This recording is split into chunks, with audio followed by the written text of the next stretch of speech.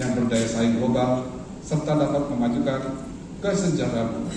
Selain itu, OJK juga terus mendorong penguatan penerapan governansi dan penegakan integritas di sektor jasa keuangan.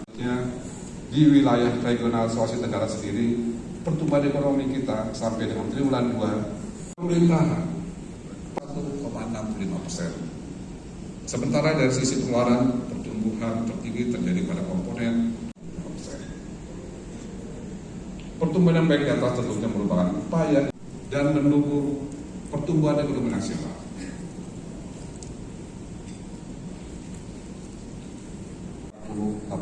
year-on-year dibanding triwulan 2 tahun 2022. Dari sisi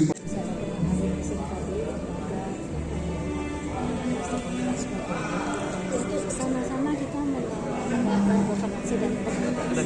Seperti saya tadi sampaikan, ini pekerjaannya kalau dikerjakan sendiri susah.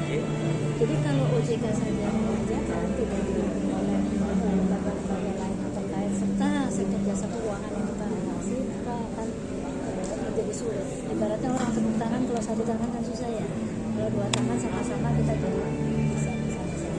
Nah, upaya-upaya yang dilakukan OJK tadi sudah banyak ya. Antara lain adalah kita menerbitkan berbagai ketentuan tata kelola, mengenai strategi anti fraud dan lain sebagainya, governance dan sebagainya. Yang kalau lembaga jasa keuangan menerapkan itu, insya Allah governance dan integritas bisa ditegakkan. Nah, ketentuan saja tidak cukup ya. Secara berkesinambungan, secara berkala, kita harus juga melakukan penguatan-penguatan seperti acara hari ini.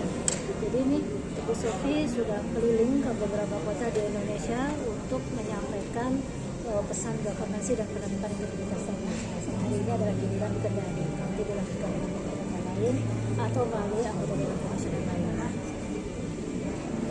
Ada kasus yang lagi sekarang itu ada yang bunuh diri gara-gara pinjol itu, Bu. Seperti apa tindakan OJK terhadap identitas ada kami ini pinjol? Oh ya, itu ya. Abang sudah baca ya press release kami ya. Seperti itulah upaya yang sudah dilakukan OJK. Tentunya bagi industri yang terkait ya, ada pamekasannya sudah diingatkan terus kita melakukan investigasi dan sebagainya ya, mencari tahu berita sebenarnya seperti apa gitu kan ya. Dan nanti kalau memang semuanya sudah sesuai dengan ketentuannya OJK ya tentunya sudah baik, tapi kalau tidak ya tentunya ada di situ ya, kita sesuai ketentuan saja. Misi OJK sudah dengan undangan, iya betul. Jadi kalau undang-undang OJK yang 2011 kan proses OJK adalah mengatur pengawasan ekonomi. Nah dengan undang-undang P2S kan terbaru tahun 2023 kemarin ada satu tambahan yaitu juga pendidikan dan pengembangan. Dengan demikian maka OJK bersama-sama menghadiri acara sosialisasi yang dilakukan oleh Otoritas Jasa Keuangan Sulawesi Tenggara yang menghadirkan pejabat dari OJK Pusat.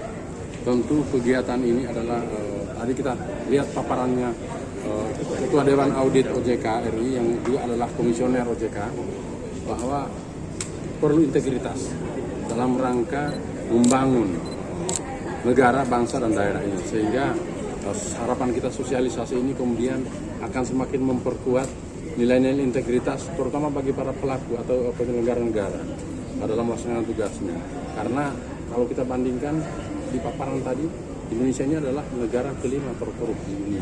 Nah, ini jadi warning bagi kita semua, anak-anak bangsa, mari sama-sama kita hilangkan stigma itu. Tentu sekali lagi pemerintah kota berterima kasih dan langkah yang dilakukan oleh pemerintah kota dalam rangka memastikan sektor jasa keuangan yang inklusif di Kota Kendari itu adalah dengan berbagai program yang insya Allah akan di-launching pada bulan inklusi keuangan pada sekitar bulan Oktober nanti.